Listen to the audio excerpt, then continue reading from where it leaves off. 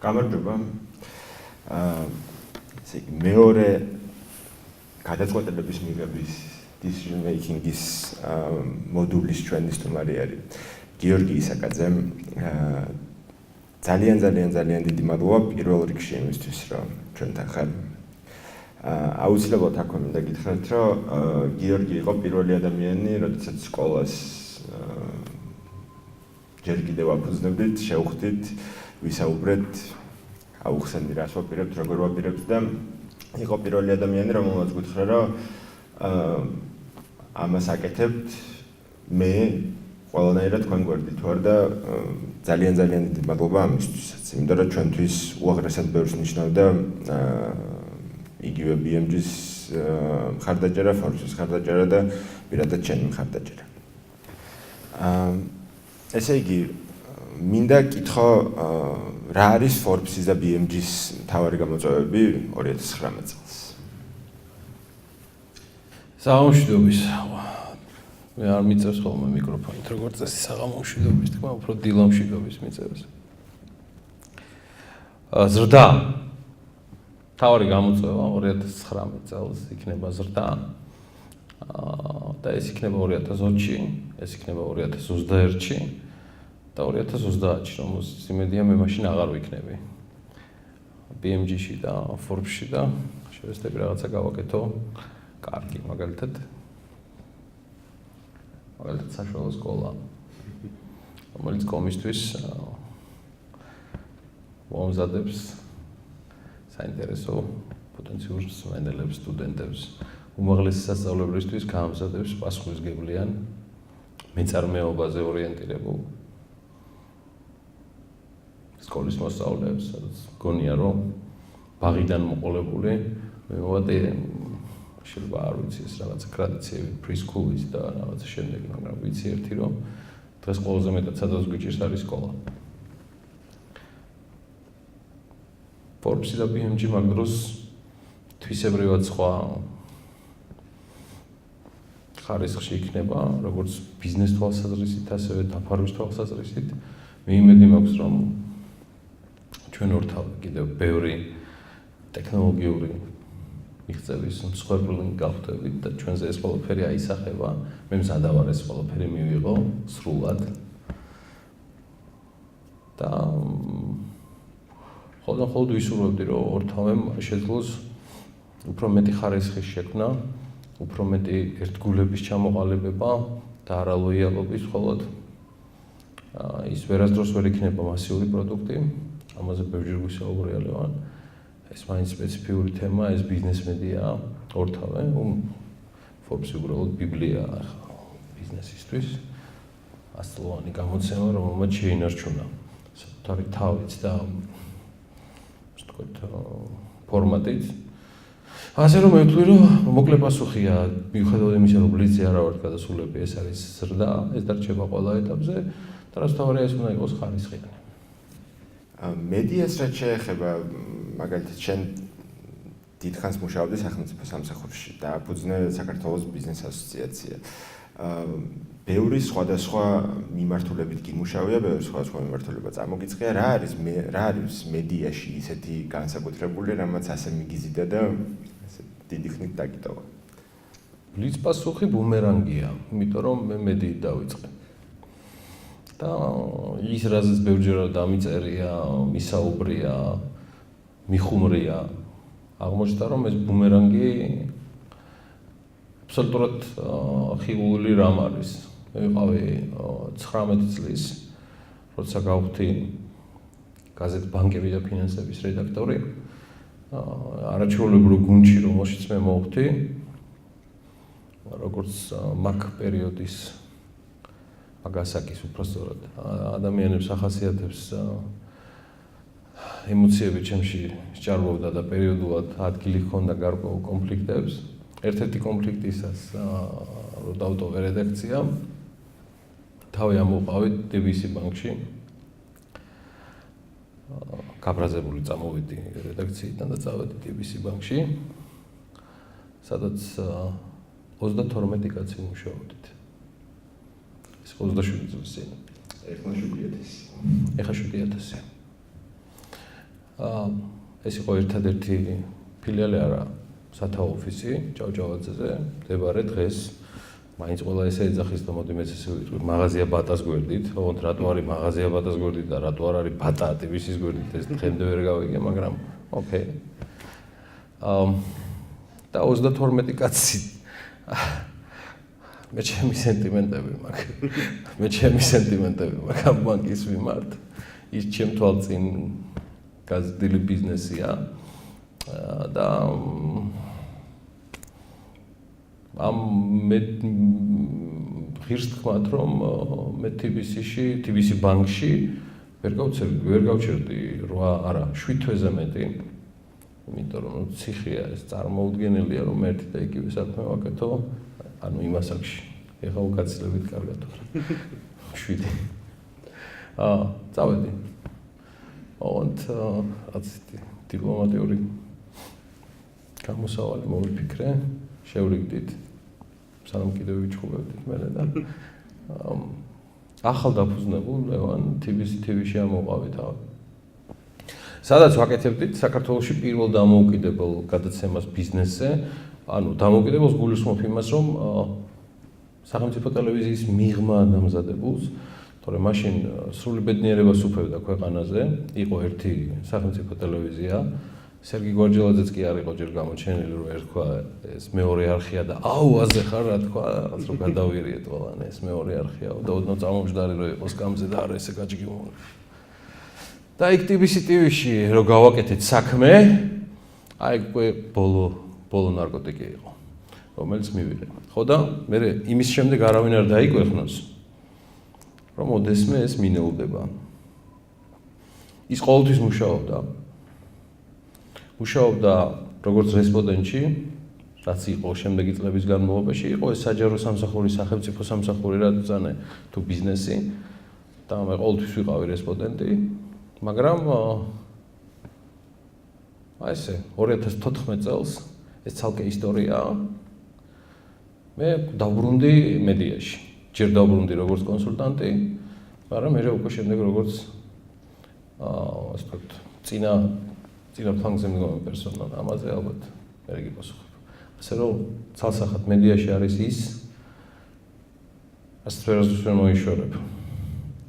ამის გადმოცემა რთული, აქ უნდა ერთხელ შემოხვიდე და მე მიხვდები.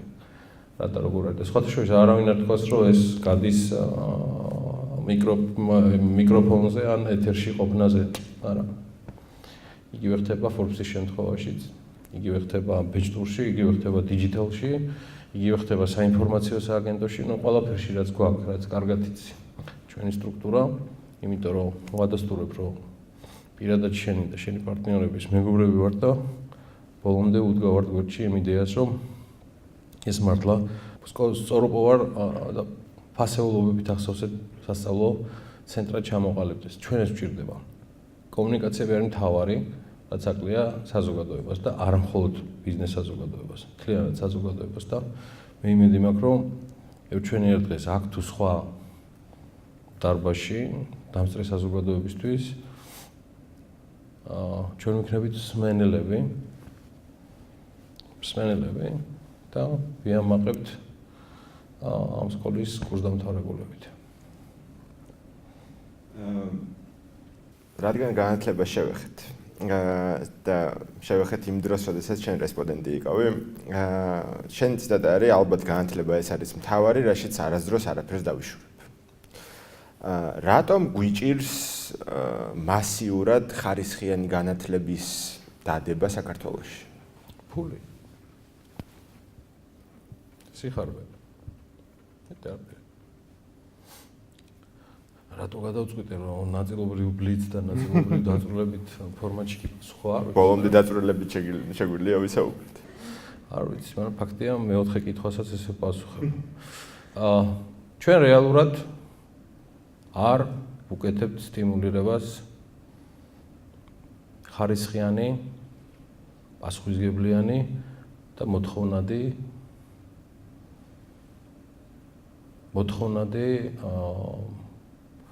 პირდაპირ თქვა, იმიტომ რომ კადრებიც არ არიან ისინი ლევან ჯამში, ხა რაც უნდა გამოვიყენო განსაზღვრება. მოდი ვიტყვი, ახალგაზრდების გამოშვებას ჩვენ ჩვენ ამას ყველაფერს ვაკეთებთ დიპლომის დონეზე. ჩვენ უშვებთ კარგ დიპლომებს, ვეჯიბრებით ერთმანეთს უკეთესი დიპლომების დაბრძვაში, ვეჯიბრებით ერთმანეთს სახელმწიფო უნივერსიტეტის დონეზე მეტი სტუდენტების მოზიდვაში, იმიტომ რომ მეტი 2200 ლარი იყოს, თუ ვინმეს უნდა თანხებშიც გადავეყვან, რაც მერე ძალიან ბევრი მილიონი ლარით სრულდება წლიური ბიუჯეტები და საგანმანათლებლო დაწესებულებები ძალიან მდიდარი ორგანიზაციებია. ეს საზოგადოებამ უნდა იცოდეს. მათი რაოდენობა მკვეთრად შესამცირებელია. მე მქონდა პატივი ყოფილიყავი წელიწადნახევრის განმავლობაში ავტორიზაციის საბჭოს წევრი. წყდება გული, რომ მხოლოდ ნაწილზე მოვასწარე ხელისშევლება, რომ დახურულიყო და თუ მექნება მომავალში კვლავ შანსი, რომ მან მოვხდე, არ დავიშურებ სულს, გულს და ენერგიას, რომ უმაღლესი სასწავლებლების ის რაოდენობა, რაც დღეს არის, ცალსახად ჩამოშორდეს ბაზარს იმ აზროვნების გამო, რასაც ისინი ამკვიდრებენ, იმ სიხარბის გამო, რასაც აქვს ადგილი და იმ ხარისხის სრული დეგრადირებისთვის ჯამში, რის გამო ჩვენ ვიღებთ არა მოთხოვნად პროფესიონალებს, არამედ დეკორატიულ დიპლომებს. ამის შემდგომ იწყება ალბათ უკვე ის, რაც ხდება უმეტესობა ქართულ ოჯახებში, რაც ხდებოდა ჩემს ოჯახშიც, რაც არ მოხდება ჩემს პირად ოჯახში. იმიტომ რომ მე ყველაფერს გავაკეთებ, რომ ჩემმა შვილებმა თვითონ მიიღონ გადაწყვეტილება, რატომ სჯობს მაგალითად პროფესიული განათლებით წასვლა და რატომ არ სჯობს ჩამოკიდება MBA-ზე, რომლის კურსდამთავრებულებს დღეს უამრავს ნახავთ ინტერნეტში მაძებარს სამსახურზე. შეგიძლიათ ამიხსნათ, რაში დახარჯეს ფული, დრო, ენერგია, რესურსი. ვინმე თუ ამას მე ამიხსნის, მე მაშინ ვიტყვი, რომ მე არა ვარ ამ სფეროს სპეციალისტი, მაგრამ არის რაღაცა ეტაპი, რომ მას შემდეგ რაც ჩვენ ვაგროვებთ გარკვეულ კაპიტალს, იქნება ეს ფინანსური კაპიტალი თუ სოციალური, ის აქტიური კარიერის გარიჟეზე მოკლედ სხვანაირად ფიქრობ და აქტიური კარიერის ბოლო ეტაპზე უკვე ფიქრს იწყებ სოციალური პასუხისმგებლობის თვალსაზრისითაც. მე ვთვლი, რომ როცა მე ჩავთვლი საჭიროდ, რომ ამ ტიპის აქტიური კარიერისთვის მე საჭირო აღარ ვარ, სკოლა მაინც იქნება აქტუალური. მე გულისხმობ საშუალო სკოლას, მინდა ვიყოს სწორად გაგებული. იმიტომ რომ იმაჩნია, რომ მანდ არის ყველაზე დიდი პრობლემა. რეზუმირებისთვის რახან დაგვირდი, რომ შედარებით ჩავშლიდი, მოკლედ დავამატებ მხოლოდ ერთს. ეს ქვეყანა ვერ შეთანხმდა რამდენიმე ფუძემდებლურ მიმართულებაზე, რომელიც უბრალოდ არ გადაიხედება. და მათ შორის არის ერთ-ერთი უმთავრესი და ეს არის განათლება. განათლების მიმართ დამოკიდებულება, ისევე როგორც ეკონომიკის მიმართ, ისევე როგორც ჯანდაცვის მიმართ, უბრალოდ იცვლება 4-8 წლის განმავლობაში პოლიტიკური და ციკლის შესაბამისად. ჩვენ არ მოგვეცა საშუალება და ჩვენ არ დავაყენეთ საკითხი იმგვარად, რომ მოდი შევთანხმდეთ უკლებრივ ყველა. ამ ყველაში არ ვიცი, ნუ მიწყენთ გვარებს და სახელებს, ვისაც ახლა ვიტყვი, გულისხმობ მართლა ყველას, ვისაც ხელი წიფება და ჩაითვლება, რომ ამ სფეროსთან დაკავშირებით მას მოეკითხება აზრი. ხარობთ, რომ ჩვენი მე-12 კლასელი შვილები აღარ დადიან სკოლაში და რეპეტიტორზე ისო ფულია, არ მოგვიწევს ფულის ხდა და მერე რომ გადაგვივლის ეს ხბოსახტაცება, მერე ვიწყებთ ფიქრს, დარდს, რეკვას. სად იმუშაოს ჩემმა შვილმა. ოღონდ ვერც ერთი ვერ ხვდებით, რომ მათ შვილზე, ჩემ შვილზე, თქვენ შვილზე აქეთ უნდა რეკავდნენ და იყოს სტაციაობა და ჩაწყობა, რომ არა ჩემთან, არა იქ და მას ასარჩევად უნდა გონდეს საქმე. უკეთებ რეზუმირებას, განათლების სისტემა ნაწილია იმ 3-4 მიმართულებისა, რომელსაც სჭირს მაგრამ ძიმე დაავადება და ეს არის შეუთანხმებლობა ფუძემდებლურ გრძელვადიან განვითარებაზე, რომელსაც ვერავინ ვერ შეეხება. მე არ ვიცი, მე არა ვარ იურისტი. მე არა ვარ კონსტიტუციონალისტი. მე არ ვიცი რა ხარისხში უნდა ავიყვანო ეს.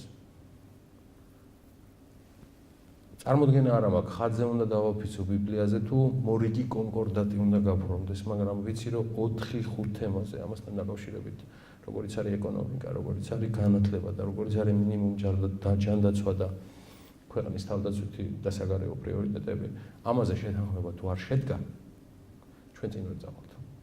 და სულ გვექნება ამ სფეროებში მე-12 კლასის ეფექტი.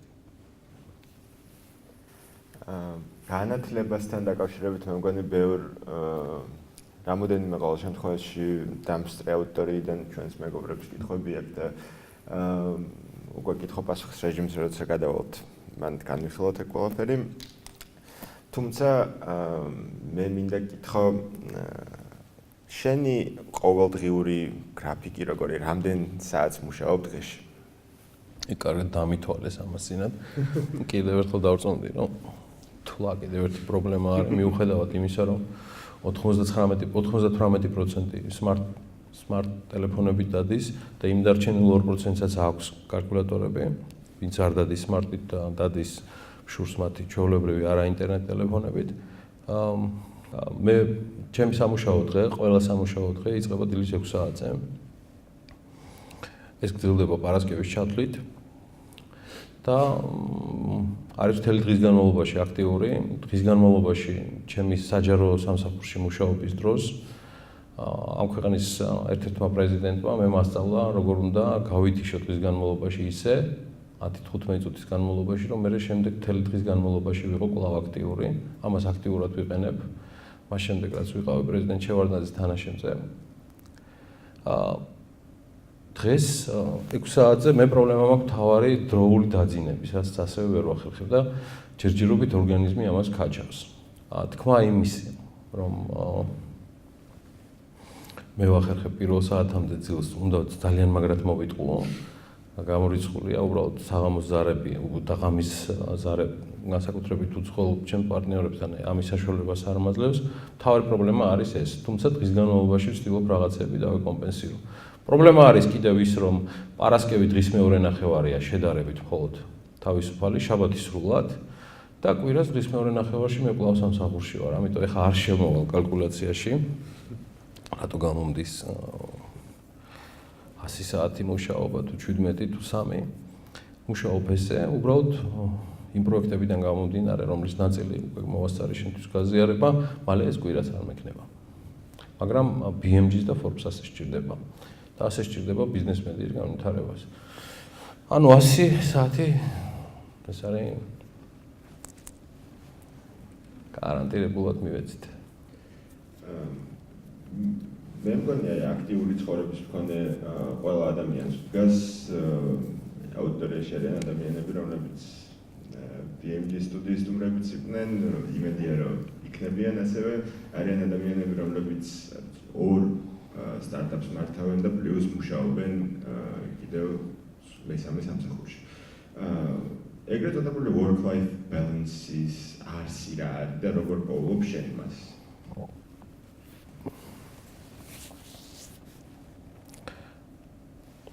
პირველი ალბათ სანამ ადამიანი რაღაცა ტიპის ბალანსისკენ მიდიხარ, მე ესო ვფიქრობ ლევან, მგონია რომ ეს ჯერ ეს პირველი ნაწილი, რომელიც რაღაც სიმძიმის ცენტრია, ეგრეთ წოდებული, ის უნდა სიამოვნებდეს, გიყვარდეს და ის არ უნდა იყოს შენი სამსახური.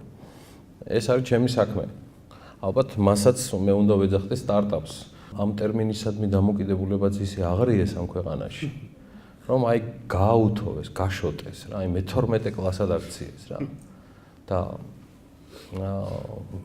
რატო ეძახით იმას, რაც არ ვიცი, მე აკლემს რატო ეძახით ჟირაფს და ჟირაფს ბეჰემოთს, მე არ ვიცი, მე უბრალოდ ვცდილობ გავაკეთო ის, რასაც ვეცნობი, იმიტომ რომ მე თვითონ არა ვარ საუკეთესო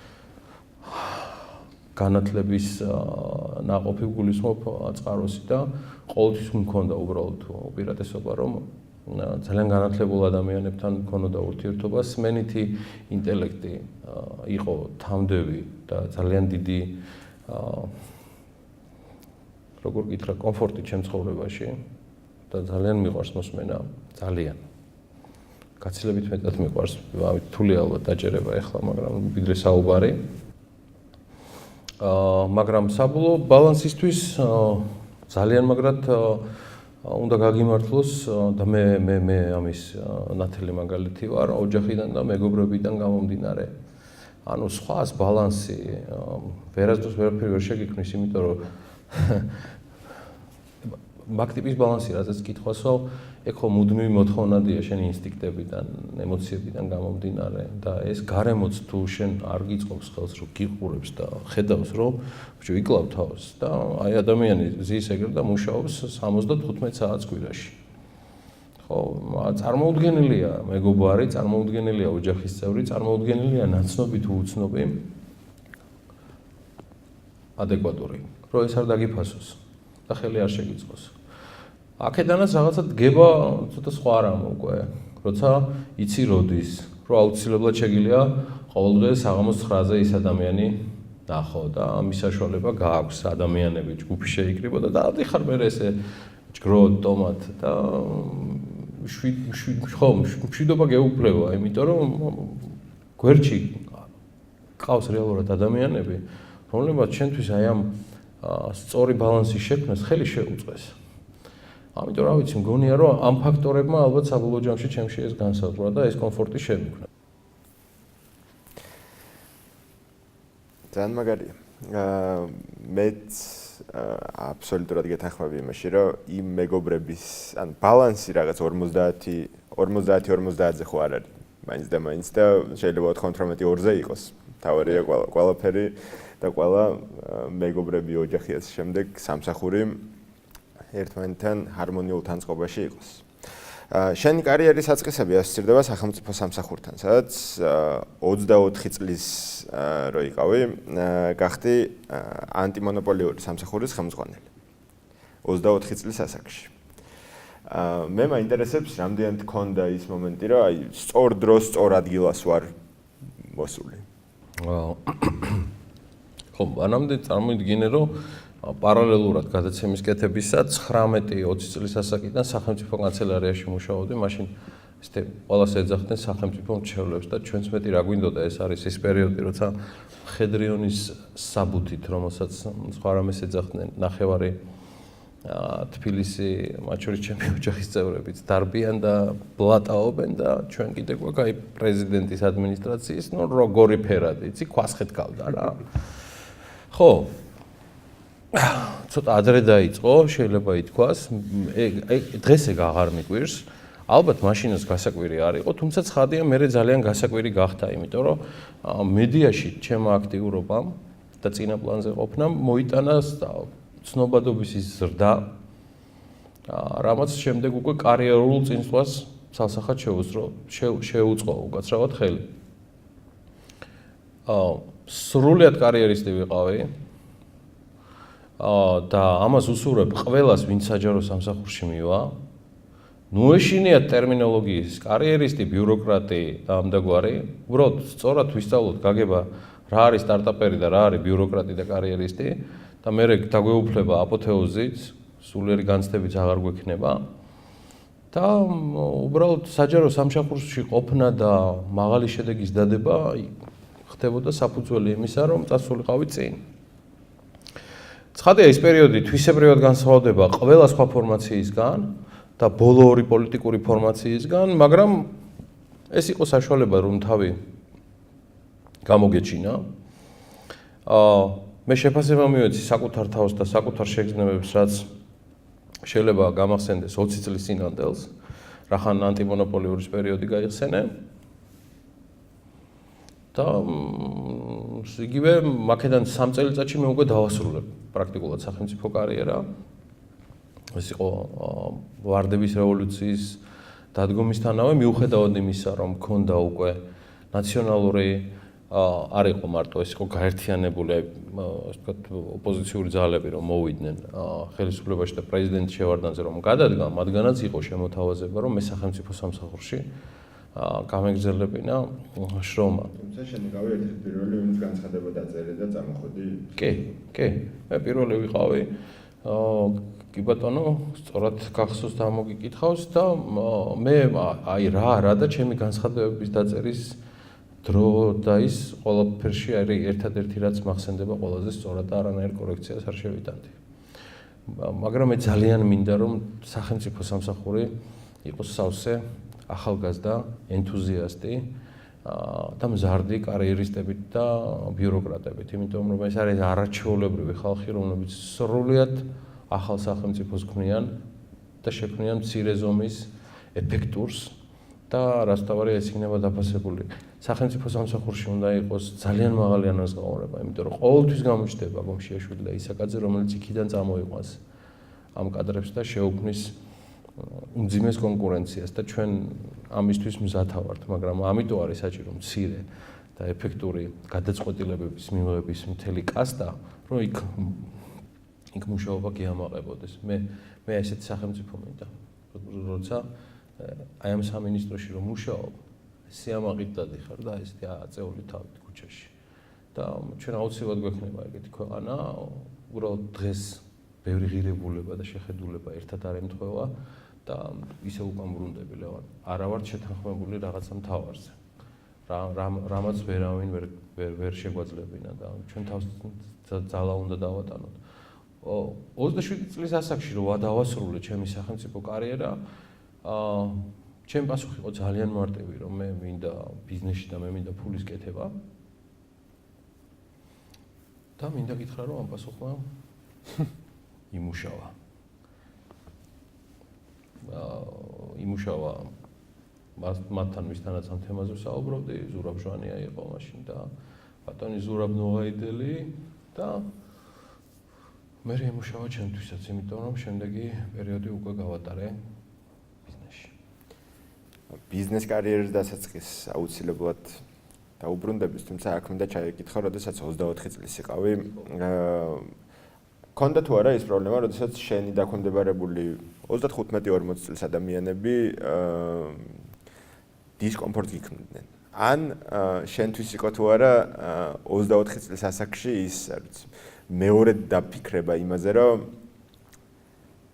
გამოცდილება ან ეხლა ან არ ვიცი რაღაც მეორე კითხვები, რომელიც ყოველთვის გაქვს ადამიანს. არა, არ მქონია. ჩემი მოადგილეები, დეპარტამენტის უფროსები, განყოფილების უფროსები, რა ვიცი. სხვადასხვა გამომდინარე იყვნენ ჩემზე ზოგჯერ 3-ჯერ და არა 3-ით უფროსები. აქდამსწრე საზოგადოებას და იმედია ჩვენ მაყურებელს არ ჭირდება იც და ჯერში სხვაობის დანახება, მაგრამ ასე იყო. მთავარი არის ურთიერთობა, როგორ აწყობ, თუმცა 3-ჯერ უფროსი იყო ლევან თუ 3-ით უმცროსი, ყველას ცალსახად ჰქონდა თავისი გამოკვეთილი საქმე. ჩვენ ვცდილობდით, რომ გვეპოვა საერთო ენა იმ მიზნისკენ, რასაც ქვია უკეთესი სამსახურების შექმნა, თუმცა იქაც იყო, რა იცი, იქაც იყო ძალიან სწრაფად სვლადი იყო ეს ყველაფერი. ცნობილია, რომ შენი დევიზია იჩქარა ნელა. თუმცა ამავდროულად აღნიშნავ, რომ ხარ ფიცხი. როგორ იღებ გადაწყვეტილებას? ვიყავი, მაგრამ ეხაც ვარ პერიოდულად და ნორმალო. გადაწყვეტილებას ვიღებ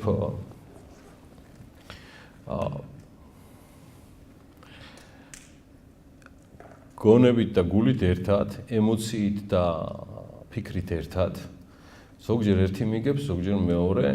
ძირითადად მას შემდეგ, რაც შედარებით პასუხისმგებლობა ასე ვთქვათ, მომემატა ასაკთან ერთად, ემოცია მიკლო და ეს ყველაფერი არის უფრო ვთქვათ, გააზრებული. თუმცა თქმა იმისი, რომ ჩემ ცხოვრებაში არ ყოფილა ემოციური გადაწყვეტილებები, ეს არის ტყუილი, ეს არის ცალსახად ჩემი ნაკლოვანება და სიფიცხე.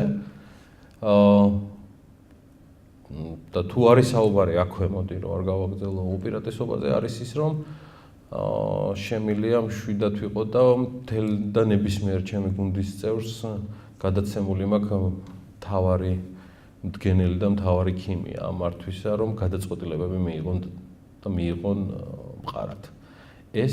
ეს გადაცემულია და ამის გადაცემას გავაგრძელებ კიდე თაობებისთვის ამის პირობას გაძლევ. ეგ თვითონ ძალიან ძნელი გადაწყვეტილება არის. კი, ეს შენ ყველაზე კარგად იცი, ამაზე გაცილებით უკეთესი მოპასუხე ყავდა მედია ტაბატაძის სახით, წინა სტუმარი გამოდიოდა, ხო, მედია?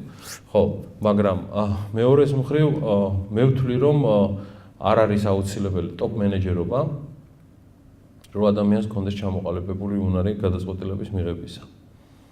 ადამიანი, რომელიც მერყეობს და მერყეობა, შეყოვნება, ფიქრი ეს სხვადასხვა კატეგორიებია.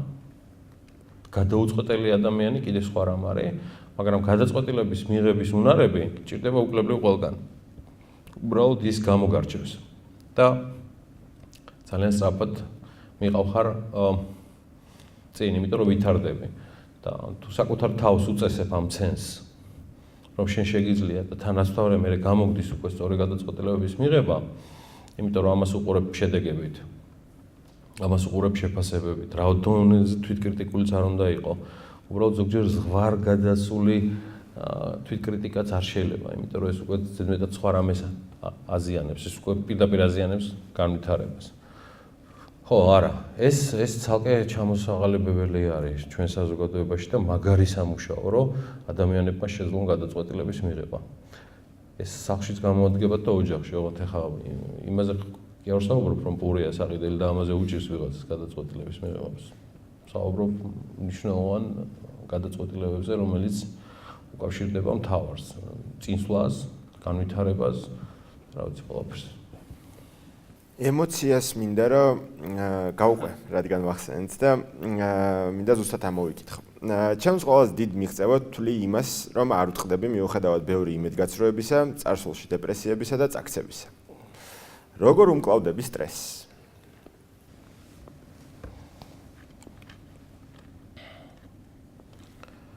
მე მაქვს დაშვებული ალბათ ერთი შეცდომა, რომელსაც ვერასდროს ვერ გავუმკლავდი. ამას არ უშველა არაფერმა. ამას იმდენად ძიმე იყო და ალბათ ეს დეპრესიის თემა მაქედან მომდინარეობდა.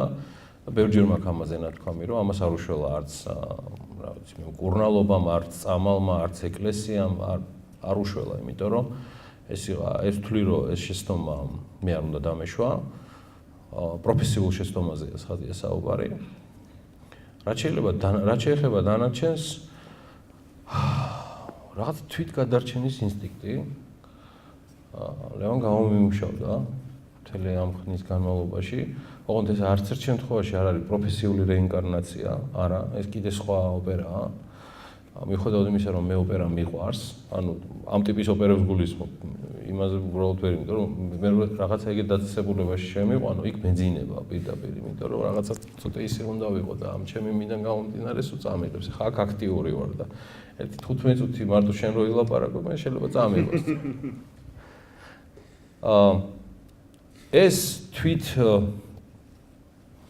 ეს თვითგადარჩენა თუ მას სწორ მიმართულებას აძლევ, ისეთი მაგარი რაღაცა აღმოჩნდა, რომ ზოგჯერ ლამის წახვიდე მორიგ ფეილზე, რომ გამოგაფხიზლოს. რუტინად თავისთავად თუ არ აქცია საინტერესოდ, კანდიდატი ხარ რაც არავის არ უსურვებ და ეხლა ფეილზეც მე ცოტა ისე ვთქვი, მაგრამ ფეილი თუ შენ არ აქციე, არა თუ გაკვეთილად, არამედ კარგ მოტივაციად, არ ვიცი, სხვანაირად არ გამოვა. მე ეს გამოწვევები მაცოცხლებს, მე ის დღემდე მიგრძელდება, ამ სიტყვის პირდაპირ მნიშვნელობით წელსაც, ეს უმძიმესი გამოწვევებია, რომლის წინაშეც ჩვენ ვართ და მე შემიძლია ერთი დავამატო შენ სამონარიც, რომ მე ძალიან კმაყოფილი ვარ, რომ ეს გამოწვევები არსებობს, იმიტომ რომ სხვანაირად უფრო ხშირად დამეძინებოდა და პირიქით, მე ის მოვყოფებს მუდმივად ფორმაში, მათ გარეშე ვერ წარმომიდგენია ზოგადად არსებობა. არ ვიცი რამდენად სწორად გავეცი შენ კითხვას პასუხი და სხვაგან ხო არ წავედი მე თვითონ. მე მგონი არა. დასაკონკრეტებელი გვექნება რაიმე ჩვენ მეგობრები კითხვა პასუხი. მზადვართ. იკითხავენ მაგ ყველაფერს. მე მინდა კითხო თუ საიდუმლო არ არის, რა დრო გავიდა მას შემდეგ, რაც Forbes-ი და BMG ცალ-ცალკე ფინანსურად თვითყოფადი გახდა. ერთი წელი. ამ ერთი წლის განმავლობაში ქონდა რაიმე ღამე გამოღვიძებები და სწორად ვაკეთებთ? რა ვქნათ? ხო არ შევეშვათ?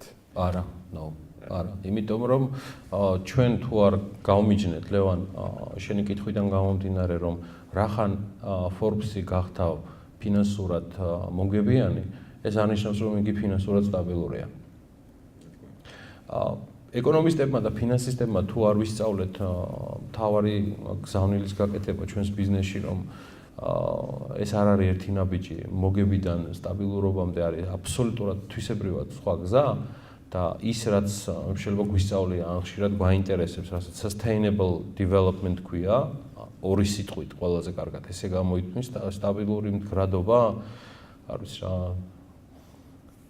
ხო ალბათ რა ვიცი სწორად არ მეგონი სტაბილური ზრდა და განვითარება კი ბატონო მე სხვანაირად არავითარ შემთხვევაში იმიტომ რომ მე ვარ მედიაში Forbes-ი არის პირველ რიგში print გამოცემა იმიტომ რომ ჩემთვის ცოტა რთული წარმოსადგენია ადამიანები რომლებიც ასეთ გაგიჟებულები და ხბოსახტაცებით იქნებიან არა რაღაც ხელში დაჭერილი ჟურნალი Forbes-ი და არამედ digital Forbes-ი და ინახე ჩემი ყდა და ტელეფონით რო გაჩვენოს ეს ცოტა რაღაცა მაქსურად ჯერ ვერ ვხედავ მაგრამ ჩემთვის მნიშვნელოვანი იყო აქაც ინვესტირება და კი დღეს გეინი აქვს და ძალიან კარგი Forbes ანუ ჯამში Forbes ფლოპთ მე და ყაზახური Forbes-ი გარდა იმისა რომ მე ვარ მთავარი რედაქტორი და მათთვის ისე როგორც ჩემთვის ბედნიერება უკვე ის არის რომ ჩვენ მან წელიწადნახევრის თავზე ფულს აღარ ვასხავთ.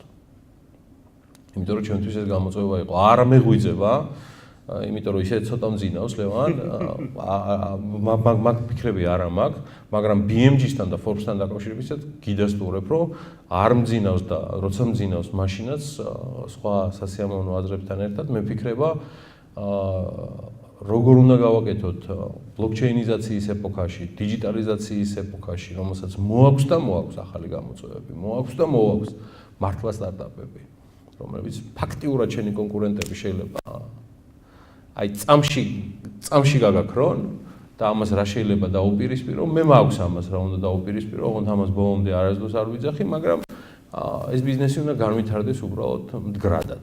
მდგრადი განვითარება კაცო რა. Sorry. სამინისტრო რო დამავიწყდება. ხედავ რა დღეში ვარ. ხო და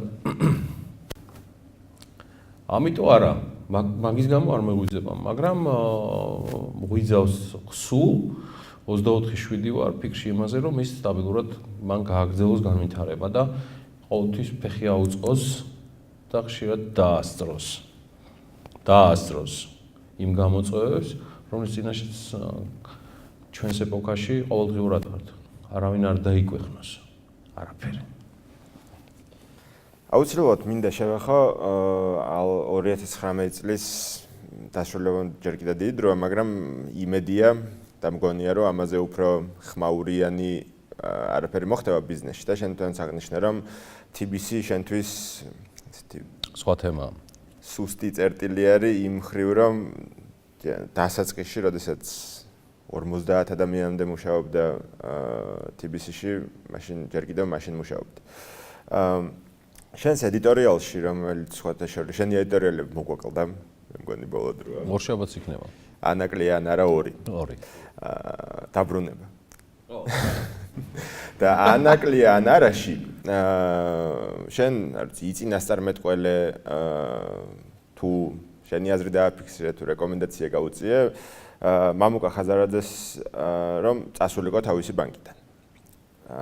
ეს ასეც მოხდა და შენ თქვი რომ ის უნდა წავიდეს რომ დაბრუნდეს.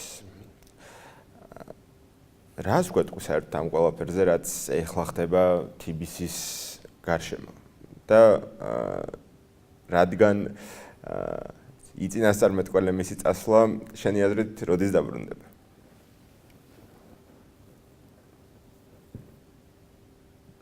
ანაკლია ან არა არის ამ სიტყვის პირდაპირ მნიშვნელობით 20 წუთში დაწერილი ემოცია. წერ თუ არა ანალოგიურად ამ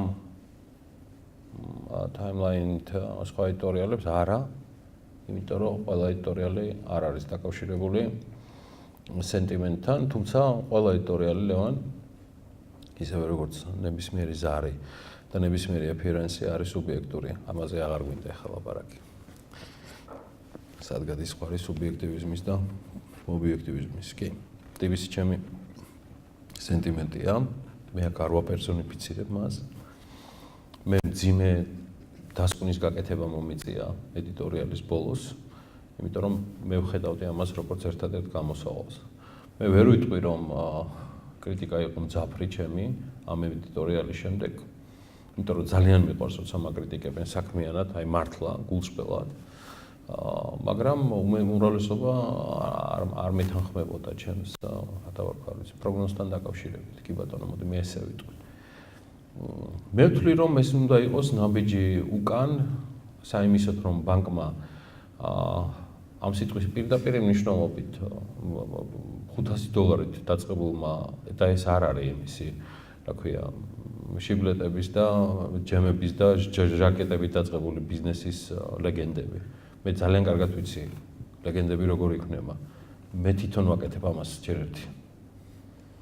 და ჩვენ წერთ ამ ისტორიებს და ჩვენ ვიცით რა და როგორ არის, რა და როგორ უნდა იყოს, მაგრამ დღეს, რაც მე დავინახე, ხდება ერთ-ერთი ყველაზე მსხვილი და დღევანდელი მონაცემებით ყველაზე მსხვილი ბანკის მიმართ. მე ამ წუთში ინფორმაცია რაც გამოჩნია, ეს არის საჯარო ეგზეკუცია. და საჯარო ეგზეკუციას საჯარო სივრცეში ყოფი ადამიანი, რომელსაც პროფესიულად ესმის თემა და პლუს კიდევ აქვს სენტიმენტები, კარგია რომ ედიტორიალს არ წერა ალბათ 2 წუთში ერთხელ. კარგია რომ ამ საჯარო სივრცისთვის, როცა ფაქტიურად ტელევიზორი გვიდევს ჯიბეში, სადაც შეგვიძლია გადავცეთ და მივიღოთ, მაგრამ ნუ გაგვაგვიწყდება რომ გადავცეთ კიდეც, მაგრამ გადამცემიც უნდა იყოს ისეთი, რომელსაც აინტერესებს საზოგადოებას. მე მივაჩნია რომ ჩვენ ძალიან ცუდად ვეკიდებით ბიზნესის არსს ამ ქვეყანაში. მე შორს ვარ იმ აზრისგან, რომ საჯარო კომპანიის ფლობა, რომელსაც მე პირდაპირ ვამბობ, რომ 4-ვე კომპანიას, რომელიც დღეს ლონდონის ბირჟაზეა, მე ველოლიავები იმ კუთხით, რომ ჩემთვის ეს არის რაღაც ჩრდილოეთის ვარსკვლავი ცისკამარაზე, 4 ცალი, რომელიც რაღაც თანავერსკვლავებს კლავს და მინდა რომ ესენი იყვნენ 80 და 90 მეტი არის ჩემი ტერიტორიის უახლოეს მომავალში მოხდეს, მაგრამ მაინც. და დღეს ვიღაცა მოინდომა ოღონდ ახსნის გარეშე რომ რაზე მიტრიალდებიან ის ლევანა? აი შენ რო ხარ გიორგი ისაკაძეო, ეხლა დაჯექი პირველ რიგშიო და უყურე ფილმსო, აი ამ დასაწყისითო და დასასრულითო. არავინ არაფერს არ გიხსნის. რატომ, რისთვის, როგორ? უბრალოდ იმის გამო, რომ ეს ყველაფერი ესე ვითარდება, მე რაღაცა ფაზლი უნდა ავაწყო და დასკვნა უნდა გავაკეთო. არის თუ არა ეს ბიზნესის წართმევის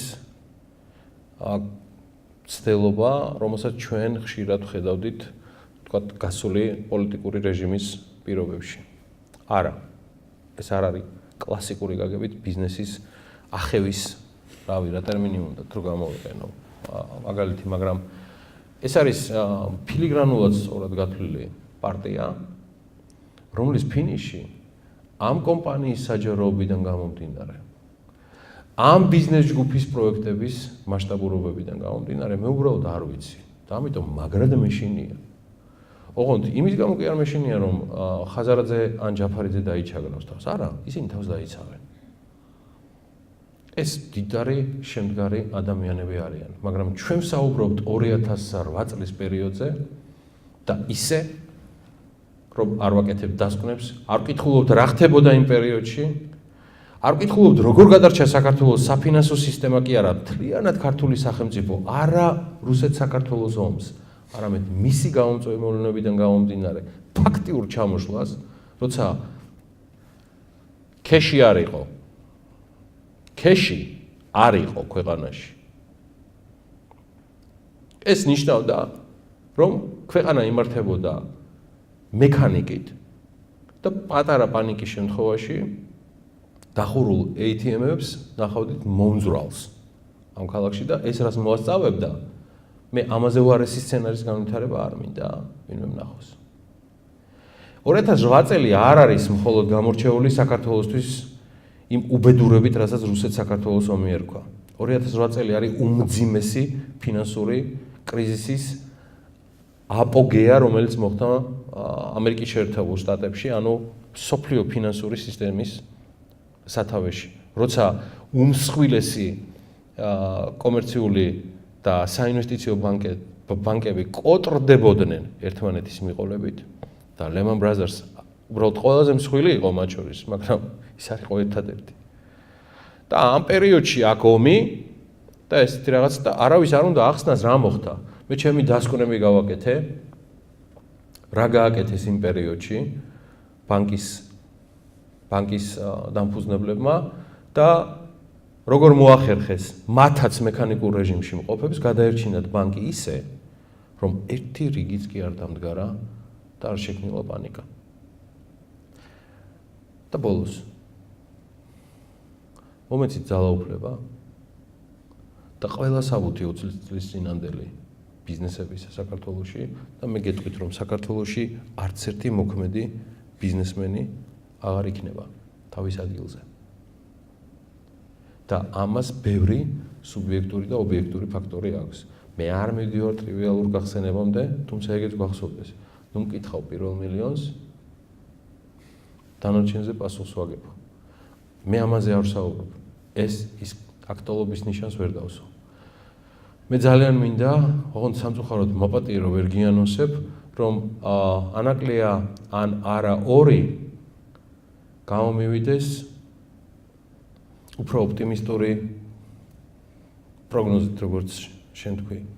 დღეს გიყვები, აი აგერ შენ შულობილ კომპანიაში, რომ მე ამის განცდა არ მაქვს. რას წაიღებს კალამი და როგორ ჩამოყალიბდება აზრი. ამას უკვე როგორც რედაქტორი გეუბნები, ამას ყველაფერს ნახავთ ორშაბათს. თუმცა მე დღეს ძალიან დამძიმებული ვარ, იმიტომ რომ ამ ქვეყანაში ისედაც გვაკლდა ჩვენ წარმატებულობის მაგალითი. და არ ვთვლი, რომ ბოლო წარმატებას ვკლავთ, მაგრამ ვერაფრით ვერ წარმომედგინა, რომ ნაბანწყალ შეიძლება ბავშვიც, ანუ ქვეყანაც გადავაყოლოთ და დღეს ამისი არათუ ნიშნები ან ყლორტები ან რაღაც. დღეს ამისი ყველანაირი მოცემულობა. დღეს ეს არის საჯარო ეგზეკუცია იმ პირობებში, როცა 3-4 დღის განმავლობაში ინვესტორების, უცხოელი პარტნიორების, დიპლომატების თუ ადგილობრივი ბიზნეს სუბიექტების კონსერნებს ამ თემასთან დაკავშირებით ისევ პროკურატურამ უპასუხა. მიღებულია, გავიგე. ანუ მაშინ როცა მთავრობა 24 საათი უნდა იყოს საინვესტიციო იმიჯის შენარჩუნებაზე მზრუნველი, კითხვებს ვამენ, ალბათ ინვესტიციების მოზიდვა გაჭირდა ნაკლიას პროექტში. სახაჭაპურეს თანხის ასაწევათაც კი რთულია დღეს თანხების მოზიდვა დააწევა. სახაჭაპურესიც კი ყველას თავისი მასშტაბი აქვს. კითხვები აჩენს იმას, რომ მათ სურთ ამ გაურკვევლობაში გვატარონ. მე ამას არ ვიზამ. შანსი არ არის. და ხო, ამის მიზეზი TBC-ა და ამის მიზეზი ქვეყანა. და ჩვენ არ ვაკეთებთ პერსონიფიცირებას. მე კონტაქტის საშუალებაც არ მქონია და სიმართლე გითხრა არც მიცდია. არც მამუკასთან და არც ბადრისთან. ამას ღიად გეტყვი. აუცილებლად ვცდი, ალბათ 4 მარტის შემდეგ, როცა public debates არ გამოვა. Public hearings ალბათ ყველაზე მეტად. ოღონდ იმედია public იქნება და ჩვენ შევძლებთ ამ ყველაფრის მოსმენას საფინანსო საბიუჯეტო კომიტეტში, როგორც ეს ცივილიზებულ სოფლიოშია. როგორც ეს იყო გუშინ ღამით ტრამპის ყოფილ იურისტთან დაკავშირებით და რაღაცა კულტურა ჩამოგვიყალიბდება. მაშინ მერწმუნე რომ ესეთი რეციდივები აღარ შედგება. ჩვენ მოვესწრებით ქვეყანას, სადაც ესეთი რეციდივები აღარ იქნება. მე ამისთვის ყველაფერს გავაკეთებ. ამ დროის განმავლობაში მამუკა ხაზარაძემ თქვა ძალიან მე მგონი უაღრესად მნიშვნელოვანი ფრაზა, რაც ძალიან დიდი ხნის განმავლობაში ქართული ბიზნესისთვის საერთოდ თქმულა. ან დაწერილა. ლიმიტი? ლიმიტი. რამდენად ეთანხმები იმას, რომ საქართველოში ბიზნესებს აქვთ ზრდის ლიმიტი? არა. მე ვთვლი რომ მამუკამ თავის მიმართ და თავისი ბიზნესიდან გამომდინარე ბრძანა ეს ყველაფერი. ჩემი ეწვია და ალბათ დასაბუთებული ლევან რომ ეს ყველაფერი მომდინარეობს ეროვნული ბანკის დამოკიდებულებიდან Tbilisi ბანკის მიმართ. მე არ ვთვლი რომ მამუკა ხაზარაძე ამას აკეთებდა ამ განაცხადს დიდი სურათიდან გამომდინარე, რაც მის ყველა ბიზნესს ეხება. შენს კითხვაზე დიდ სურათში პასუხი overgrid თემა ზოგადად შესაძლებელი ამისთვის არსებობენ რეგულატორები. ოღონდ არ შეიძლება რეგულატორის გულწრფელი სურვილი არ იყოს ახსნილი ერთ კითხვაზე პასუხით, რომელიც მე დამჭა და მე დღეს 28 თებერვალს, არა 27-ია ხო ჯერგი? არა 28 აგვისტოში, 28. აი ხო ხედავ რა შვება. 28 თებერვალს ისევ ერთი კითხვით შევიდე. რა გახდა მიზეზი? 10 წლის წინანდელი ტრანზაქციის ანუ 2008 წლის ტრანზაქციის გახსენებისა 2018 წელს. ვინც ამ კითხვაზე პასუხს გამცემს, ვაძლევ უფასო ეთერს BMG-ს ეთერი გადაცემებში. მინდა სტარტაპებზე გადავიდე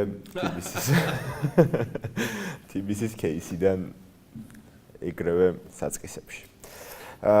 იმის მიუხედავად, რომ სტარტაპ ეკოსისტემა ყველაფერი მოვიაზროთ მაგაში. ძალიან სწრაფად ვითარდება და ძალიან ბევრი სტარტაპები ჩნდება, სამწუხაროდ ბევრი ქრება. არსებობს უამრავი საგრანტო პროგრამა და ასე შემდეგ. ამ სტარტაპების ხარდასაჭერას. თუმცა ერთ-ერთი ყველაზე დიდი პრობლემა მგონი არის ის, რომ ერთ-ერთი დამოუკიდებელი კვლევიდან გამომდინარე, წავიკითხე, რომ მხოლოდ 2% ეს 100,000 ლარიანი დაფინანსება მიღებული, გრანტ მიღებული სტარტაპებიდან მხოლოდ 2% ახერხებს იმას, რომ თანხა დააბრუნოს და 3 წლის მერე კიდევ ბიზნეს აქტიურობა კონდეს დაფიქსირებული. რა უნდა გავაკეთოთ იმისთვის და რა არის სწორი გზა? რა თქმა უნდა, ერთი გზა არ არსებობს სტარტაპმა, რომელიც უნდა გაიაროს და ყველაფერი კარგად იქნება, თუმცა რა უნდა გააკეთოს არა მხოლოდ სახელმწიფომ, არამედ თვითონ სტარტაპერებმა, თვითონ იმ ადამიანებმა, რომლებიც სამსახურებიდან აქტიურად მოდიან და აკეთებენ თავის კომპანიებს, თავის ბიზნესებს. იმისთვის, რომ ზუსტად მდგრადი განვითარება დაუდგეს მათ სტარტაპებს. რისკები სწორად გათვალონ, ისე წამოვიდნენ თავის სამსახურებიდან, შემდეგ რაღაცა უბედურებაში არ მოხვდნენ, იმიტომ რომ სწორად გავიგოთ ჯერ რა არის სტარტაპი და რა არ არის სტარტაპი. თუ ჩვენ ყველანი ამაზე თანხმდებით, რომ სტარტაპი არის ის, რომ რახან შენ დაიწყე თუნდაც ხელნაკეთი ჩანთების სერიული გამოშვება წელიწადში 127 ცალი, რომ ესეც სტარტაპია და აპლიკაცია, რომელმაც delivery-ის თემა მთლიანად სხვა თემაზე გადაიყვანა და რაღაცა, მე არ მაქვს აცრა, რომ სტარტაპი და ტექნოლოგია ტოლობის ნიშანი იყოს. მე უბრალოდ ვიძახი, რომ მე ჩემი სეული ახსნა მაქვს ამ სტარტაპების. ბევრი 100,000 ლარიანი თემიდან, რაც ბრძანე, ვარდება იმის გამო, რომ ის გავს ყოველთვიურ დახმარებას, რომელსაც ჩვენს უფროს თაობას აძლევთ და მას ვეძახით პენსიას. ეს ხო პენსია არ არის. ჩვენ ხო თავს ვიტყუებთ. ეკონომისტების, ფინანსისტებით, ეს არ არის პენსია, ეს არის დახმარება. რასაც ჩვენ მას უკეთებთ, უბრალოდ ჩვენ მოახერხეთ და ეს უკვე გახდა 200 ლარი. ეს არ არის პენსია. ამიტომ ის 100,000-ით მოდა გახდა. სტარტაპების მოკლა დაიწყო ტრენდულობამ და მოდურობამ, რომელიც ერთის მხრივ ძალიან მაგარია, იმ შემთხვევაში, როცა შენ სამეწარმეო სულისკვეთება გივითარდება. როცა შენ თანაბარ გარემოში ხვდები და როცა შენი შესაძლებლობები და სასტარტო პოზიციები ზუსტად ისეთივეა, როგორც განვითარების. როცა ბიზნესმენისთვის სტარტაპის დაფინანსება ხდება CSR-ის თემა, მე მინდა ამ ადამიანს უბრალოდ ჩავხედო, რომ უკაცრავად CSR-ი თქვენთვის სტარტაპი კარგად იყოს. შემთხვევით მარკეტინგის ნაწილი ხო არ არის? ან PR-ის თემა ხო არ არის? და იმას რომ PR-ზე და მარკეტინგზე ტოლობის ნიშანი აქვს გაგების ამბავში ახმული. ეხა 4 წლში მოგიყევი სტარტაპიდან დაწყებული და დამთავრებული PR მარკეტინგამდე რა უბედურებაში ვართ. ჩემი ბრალიც არის ალბათ ბუდიშლევან დავასრულებ, რომ მე არ მივყვევი წარმატებულ სტარტაპებს ბოლომდე. იმიტომ რომ ალბათ მე დროა რომ დაუთმო სტარტაპის თემას ცალკე ეთერი. ოღონდ ეთერში გულისხმობ გადაცემას. იმიტომ რომ არ შეიძლება BMG აკეთებდეს დღეში 6 საათს და ის მოიცავს ყველა მიმართულებას და იქ აუცილებელი მდგენელი არის სტარტაპი. მაგრამ თუ ჩვენ გვინდა სწორი კომუნიკაცია, ჩვენ აუცილებლად უნდა ვილაპარაკოთ ის, რაც ძალიან ბევრი გვაქვს failed case-ებზე, რომელიც არის წარმატებულობის ყველაზე მაგარი მაგალითი. მაგრამ მეორე მხრივ, კაცო, მარტო წარმატებლობაზე კი უნდა მელაპარაკები, წალეკა ის ქვეყანა წარმატებლობამდე. და მოდი ახლა ვილაპარაკოთ იმ წარმატებულებაზე, რატო მიდის წინ და რატო ვერ მიდიხარ შენ წინ. რატო აქვს სწორუპოვარ სტარტაპებს აღარ მინდა ეხა მათი ჩამოსახელება აურაცხელი დაკვეთები ყველაზე მსხვილი ბანკებიდან.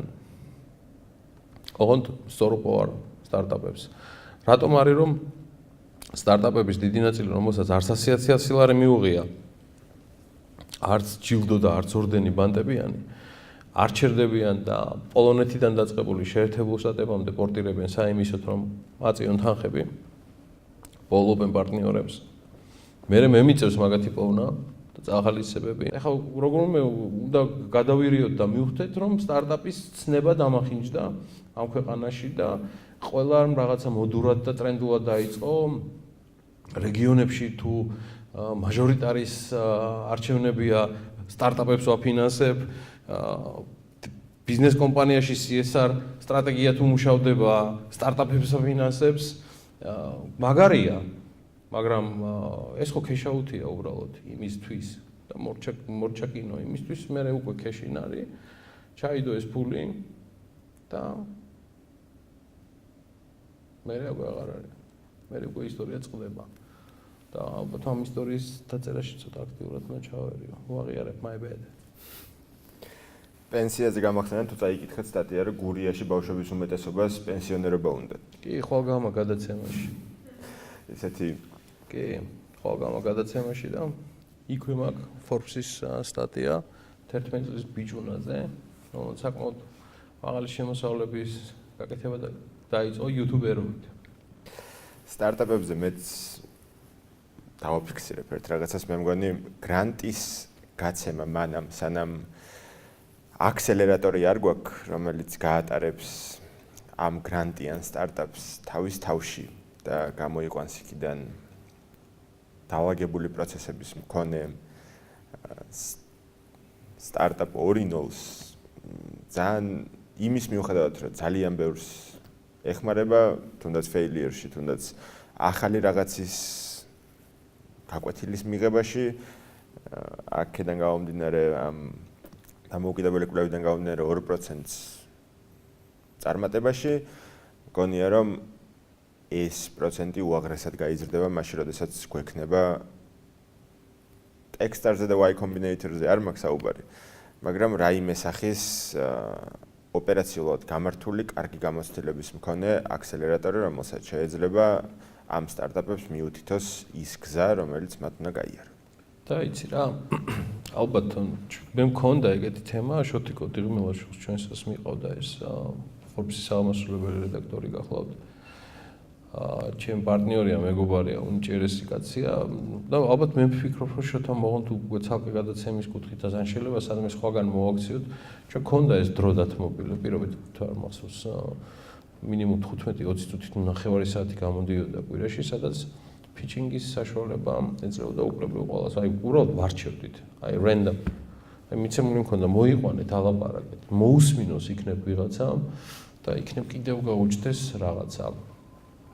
ალბათ მაგას ცოტა უფრო უკეთესად ნაფიქრს შედარებით შემდგარ სტარტაპებთან.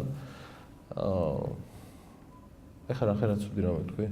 ვის მიმართოთ და ვინ გვეტყვის წარმატებული სტარტაპების 5-ელს, 3-ელს, 10-ელს. ის შემაკე კითხვა შენთვის. აი, გამოვაგდე რა. შენი აზრით, რამდენად ურთიერთდამოკიდებულია B2C ბიზნესის, პირველ რიგში B2C ბიზნესზე ვისაუბროთ, წარმატება მის მარკეტინგულ კომუნიკაციასთან და მარკეტინგში დახარჯულ თანხებთან? ოკეი.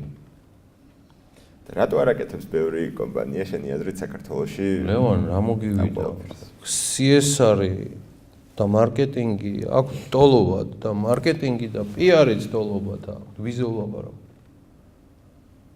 ყველაფერი გաղავთ იმ თემიდან გამომდინარე, ყველას მე ხა ცხადი ამ იმაში ვერ მოვაქცევ, მაგრამ ეს ცოტა რომ გამხიარულდეთ, ალბათ შედარებით ესია. და შენ საკომუნიკაციო მიმართულება ახსენე. უკაცრავად თუ რაიმე არის უკვდავი საჭიროებისთვის განწირული უნარებიდან. ეს არის ეს უნარი. ეს არის ეს თვისებები, რომელიც თუ არა გაქვს, უნდა გამოგიმუშავდეს რა დონის ასკეტური წაღება არ უნდა კონდეს მათ შორის თუნდაც ფიზიოლოგიური.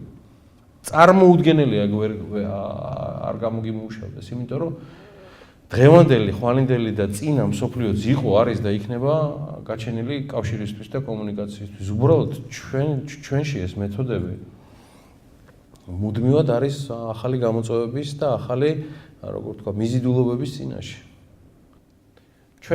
ჩვენ არასწორი აღქმა გვაქვს, ჩვენში ხდება მოდური და ტრენდული ის, რომლის ბენეფიტებსაც ჩვენ თვითონ მე არ ვაკვირდებით, არ ვიმკით, არ მივსდებთ. ჩვენ წარუმატებელ ამბებს მალავთ, გვეშინია. და მე იმ ადამიანებს რატო წირავთ ამ სიტყვის პირდაპირ მნიშვნელობით დეპრესიისკენ, მე ამის კითხვები გვიჩნდება და ვამბობთ. როცა ის წარუმატებელი ამბებამდე შეიძლება ის ქონდა, რომ ადამიანს წესიერ პრეზენტაციის გადაცემის ელემენტარული უნარები მივცეთ. როგორ შეიძლება ესაუბროს არა მხოლოდ ადამიანს, არამედ ადამიანთა ჯგუფს, როგორ დააინტერესოს, რა აქცენტირება გააკეთოს, როგორ შეფუთოს, როგორ გადასცეს, როგორ ჩაიცვას.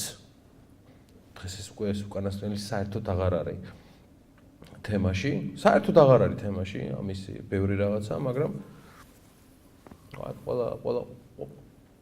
ამ ყველაფრიდან დგება კომუნიკაციები.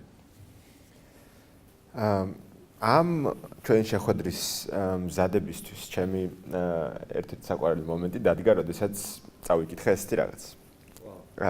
რომ გითხრათ ბიზნესის სფერო ისაა, სადაც თავს ზეკომფორტულად გრძნობდა ცხოვრების დარჩენილ პერიოდს აქ გავატარებ, მეთქი არა. ეს არის 9 წლის წინანდელი შენი ციტატა. ამ გადმოსახედიდან რა სიტყვი? იგივეს. მე აქტიური ბიზნესიდან გამოვედი, ამის ბევრი საფუძველი მქონდა. დღეს ვარ მედიაში, რომელიც ვადასტურებ, რომ სხვადასხვა გამოწვევებიდან გამომდინარე, რაზეც გესაუბრე და გადმოგეცი, მე ვისვაქციე წარმატებულ და თვითმყოფად ბიზნეს სუბიექტებად და მე იმედი მაქვს, რომ ამას ყველაფერს ისე დავტოვებ, რომ ეს იქნება მუდმივი განვითარების პლატფორმა, სადაც BMG-ს და Forbes-ის გუნდი, ოღონდ მე კიდევ ბევრი მდგენელის დამატებას ვაპირებ, იმიტომ რომ ამ კუთხით ვერ ვისვენებ ამ პლატფორმისთვის, ის აბსოლუტურად და ის სისტემური ინსტიტუციად გააგრძელებს ფუნქციონირებას. ის წარმატებული ბიზნესიც იქნება მათ შორის ცალკე. ახლაც ახსენე და ამ ინტერვიუს გაგრძელებაშიც იყო ერთ-ერთი ფრაზა, რომელიც მე მგონი ძალიან ბევრი ადამიანისთვის ძალიან გამოსადეგი იქნება და შენი რეკომენდაცია აინტერესებს როგორია. ესე იგი, ერთ-ერთი და მთავარი მიზეზი შენი სახელმწიფო სამსახურიდან ბიზნესში გადასვლის, თქვი რომ არის კაპიტალის დაგროვება. სახელმწიფო სამსახური ცალსახად იმ დროისთვის, როდესაც ეს თქვი, შენთვის უფრო გამოწვევებით სავსე და საინტერესო იყო ვიდრე ბიზნესი. რა სიტყვი, უნდა ვიმუშაოთ ისეთ ადგილას კაპიტალის დაგროვების მიზნით, რომ შემდეგ უფრო ძლიერად მატერიალურად და არა მხოლოდ ძლიერად შევხვდეთ გამოწვევებს. მოკლე პასუხია კი, იმიტომ რომ როცა ჩვენ ვსაუბრობთ კაპიტალზე, ეს ის კაპიტალია ლევან, რომელიც მიკროფონებს მიღმა მე და შენ ბევრჯერ გვისაუბრია, ეს არ არის მარტო ფინანსურ კაპიტალზე საუბარი, საუბარია სოციალურ კაპიტალზე. სოციალური კაპიტალი, რომელიც ძალიან ახალგაზრდობაში მე მედიის საშუალებით დავაგროვე, მანვე მომცა საშუალება აღმოჩენილიყავი და სწრაფად განმემითარებინა ჩემი კარიერა საჯარო სახელმწიფო სტრუქტურებში. ეს ცალსახად იყო კიდევ ძალიან სერიოზული დანამატი ჩემს სოციალურ კაპიტალზე, ჩემს კავშირებზე, ჩემს ურთიერთობებზე, ჩემს კავშირებზე საქართველოს ფარგლებს გარეთ, ჩემს ზემდგრად და ზეგანვითარებულ ურთიერთობებზე დღემდე, იქიდან მოყოლებული. ანუ საუბრობ 2005 წლიდან დღემდე, ჩემი ურთიერთობები დაწყებული BRD-დან დამთავრებული IMF-ით გრძელდება ზუსტად იმ რეჟიმში, ცხადია არასამსახურებრივში, რაც იყო ადრე. 2005 მეთქი. 2000 წლიდან. 2005 სხვა ფორმაცია ასრულებდა. მეორეა რომ შენ ამ კაპიტალის მონეტიზაცია ყველა ეტაპზე მოახერხო სწორად. და ამას თვისებრივად უკვე ჭირდება სხვა უნარებიც. და სხვა უნარებს შორის მე ყოველთვის გამოვარჩევდი კომუნიკაციებს, რომელიც ერთ-ერთი უმნიშვნელოვანესი მდგენელია გარკვეული და ძალიან მნიშვნელოვანი ბაზისურ განათლებასთან ერთად, თუმცა უნარების გარეშე, რომელიც ყველაზე მეტად ავლენს ადამიანის მიმართებას სხვადასხვა სპეციფიკის მიმართ, მე უბრალოდ ეს ყველაფერი ვერ წარმომედგენია.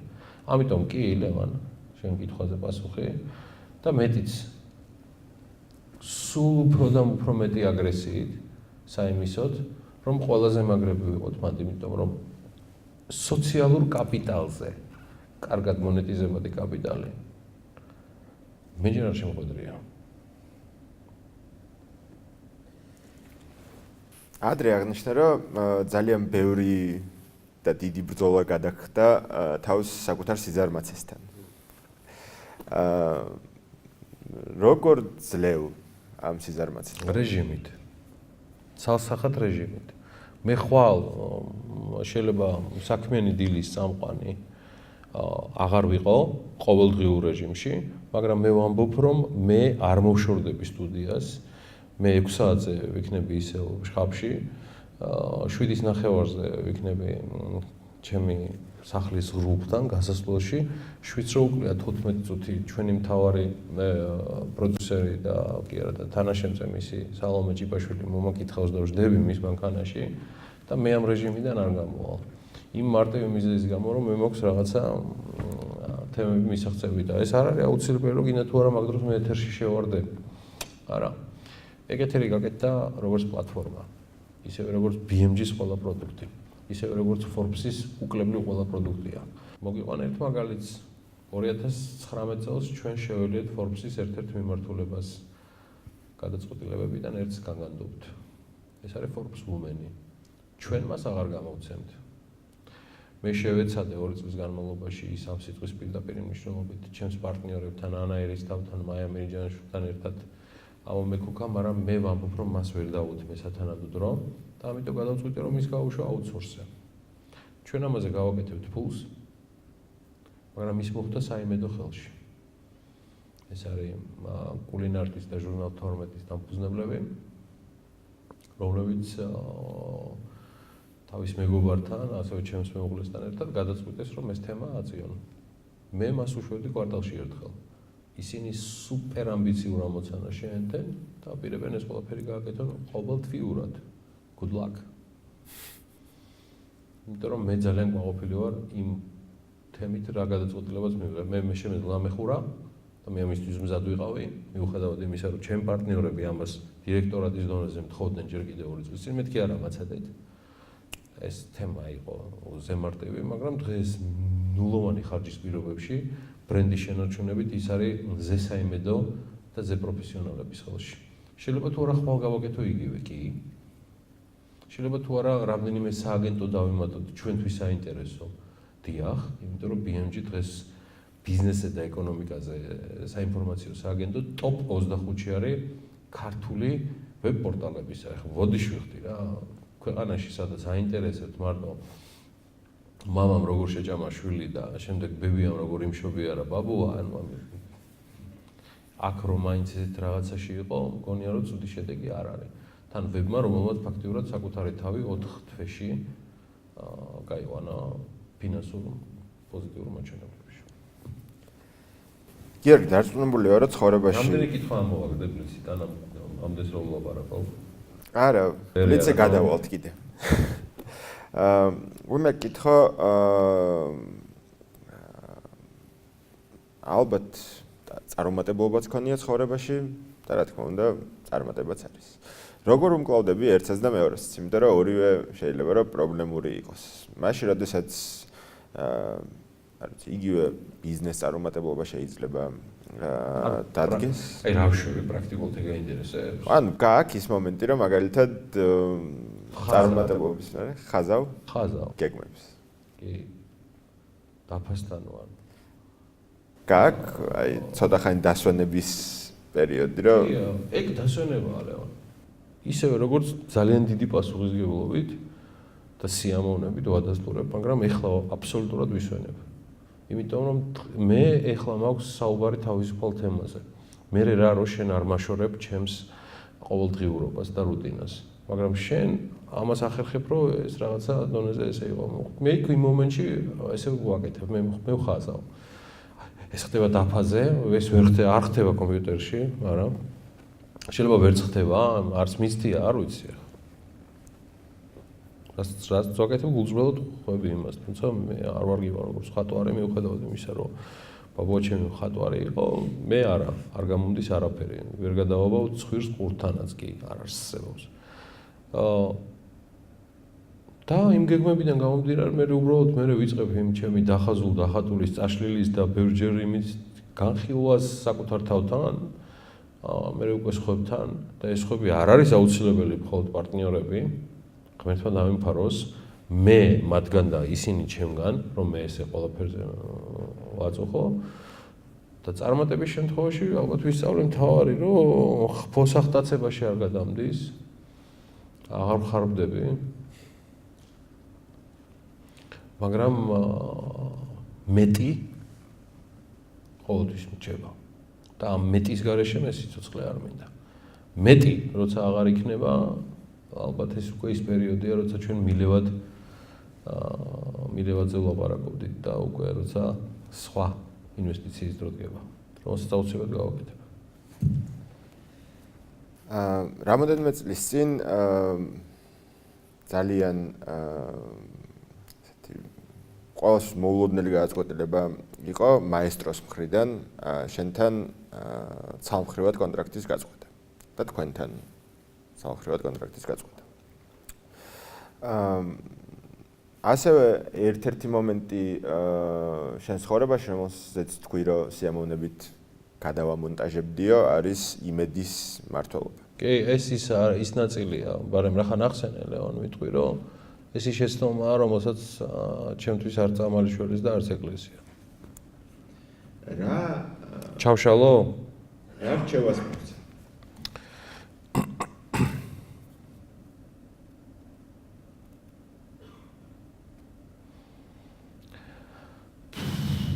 მაესტროსთან დაკავშირებით ყველაფერი გაცილებით იოლად არის. იმიტომ რომ ეს არის პირველი და ბოლო ამ დროისთვის 2019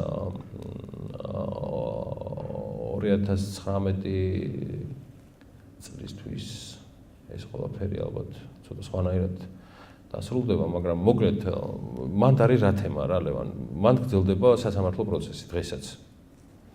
მაგრამ ეს იყო ერთადერთი კონტრაქტი ჩემს ცხოვრებაში, რომელიც მე ცალმხრივად გამიწვიდეს. უნდა იყოს თუ არა ეს კონტრაქტი, დღევანდელი მოცემულობიდან გამომდინარე, რა ტემპითაც მე მივდივარ, სავარაუდოდ, იმიტომ რომ მე დღეს კონტრაქტი საკუთარ თავთან მაქვს დადებული. დღეს მე ჩემ თავს ვთქვათ მე თვითონ ვასაქმებ. მე ვუსაზღვრავ მას რეჟიმს, მე ვუსაზღვრავ მას დატვირთვას და ასე შემდეგ. მაესტროში მე ვისწავლე მთავარი, რასაც უკლებლივ ყველას ვურჩევ, რომ მიუხედავად იმისა, რომ ცხოვრებაში ყოველთვის ხარ XY გარემოებებზე, პერსონალიებზე დამოკიდებული, მაქსიმალურად შექმნათ საკუთარი. და მე მადლობელი ვარ, რაც მოხდა მაესტროში. მადლობელი ვარ მაესტროს მესვეურების.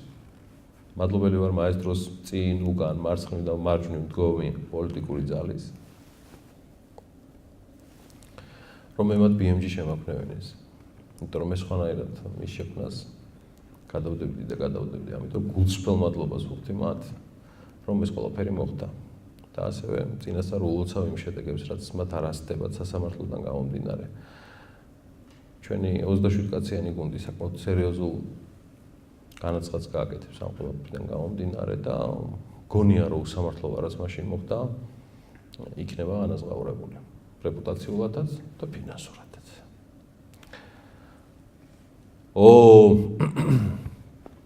რაც შეეხება Georgian Media Production Groups-ში ჩემ ყოფნას, ხო. იცი როგორ არის, მან გავიჭედე და დღესაც გაჭედილი ვარ და მოდი ისევ გავაგზავნებ მომავალ ფიქრს, მიუხედავად იმისა, რომ ეს არანაირი ადამიანური ან რაიმე სხვა ტიპის აღსარების დეტალებს არ ატარებს, იმაში რომ მე ვერ გადავხარშე არასწორი გადაწყვეტილება. და ვერაფრით ვერ მივხვდი, რატომ წავედი ამ გადაწყვეტილებაზე, იმიტომ რომ ამ გადაწყვეტილების იქით არაფერი მოკაშკაშე, მიმზიდველი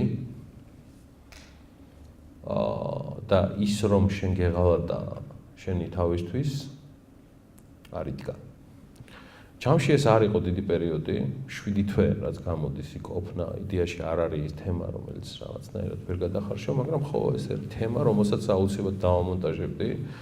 გიოგეკელიძემ ბევრი მკითხა ამ თემასთან დაკავშირებით და სავარაუდოდ შენ იქიდან აგაკ ეს ყველაფერი ნაპოვნი და მე ვადასტურებ, რომ ალბათ ის რომ მე ჩემ თავს უღალატე, ალბათ ის რომ მე არასწორი გადაწყვეტილება ბევრჯერ მიმიღია, მაგრამ აქ ვერ განჭვრიტე მთავარი, რომელიც მე ესე ზიანს მომავალშიც მომაყენებდა. შეგრძნებების თვალსაზრისით ურთიერთობების პრობლემა არ მაქვს და არც განვიცდი, არც ერთ შემთხვევაში, მაგრამ ცალსახად ამ პერიოდს, რასაც მე ვაკეთებ ყოველდღე, ჩემი სატელევიზიო საქმიანობიდან გამომდინარე, მივამონტაჟებდი, მაგრამ მე ამას ვერ ვამონტაჟებ. აქედან მორალი არის ის, რომ ჩვენს გადაწყვეტილებებში, რომელიც ცალსახად მაგარია, რომ გვაქვს უნარი მივიღოთ, უნდა გავამზადოთ ფსიქიკა, რომ ჩვენ ზოგჯერ შეიძლება მივიღოთ არასწორი გადაწყვეტილებები. არასწორი გადაწყვეტილებებისთვის ჩვენ უნდა ვიყოთ მზად, მაგრამ ჩვენ არ უნდა მივიღოთ ფატალური გადაწყვეტილებები. ეს გადაწყვეტილება არ არის ფატალური, მაგრამ შეგრძნების დონეზე ის მიახლოებულია ფატალურთან, იმიტომ რომ მე იქ წინააღმდეგობაში მოვდივარ საკუთარ თავთან და იქ არ ვემთხვევი საკუთარ თავს. ალბათ ეს მალაპარაკებს როგორც ფატალურთან მიახლოებულ ამ პერიოდზე. მაესტროზე არა, ცალსახად მართლა გულწრფელად ვამბობ, აი ჩემს შვილებს გეფიცებით ხალხო სამივეს. მეტი რა ვთქვა, კამერის წინ ვამბობ, ჩემთვის მნიშვნელოვანი და პატივსაცემი საზოგადოების წინაშე ვამბობ, რომ მართლა გულწრფელად მადლობელი ვარ იმ ადამიანების დედას გეფიცებით, ვინც მაესტროში მოაწყო ის ამბავი, როგორც ეს დამთავრდა. იმიტომ რომ სხვანაირად Forbes-ი მაშინ უკვე იყო, როგორც ჩვენი მდგენელი ლევან, მაგრამ მაშინ არ იყო BMG როგორც დამოუკიდებელი სუბიექტი. შანსი არ არის არ მოხდებოდა ეს ამბავი. აი ხა რომელი ხატოვანი სიტყვებით ვილაპარაკო და რა გინდა დაგიხატო იმაზე მაგარი ვიდრე გეუნები რომ რაც მოხდა მაესტროში და მე როგორ ჩამოყალიბდა BMG. მადლობა მაესტრო.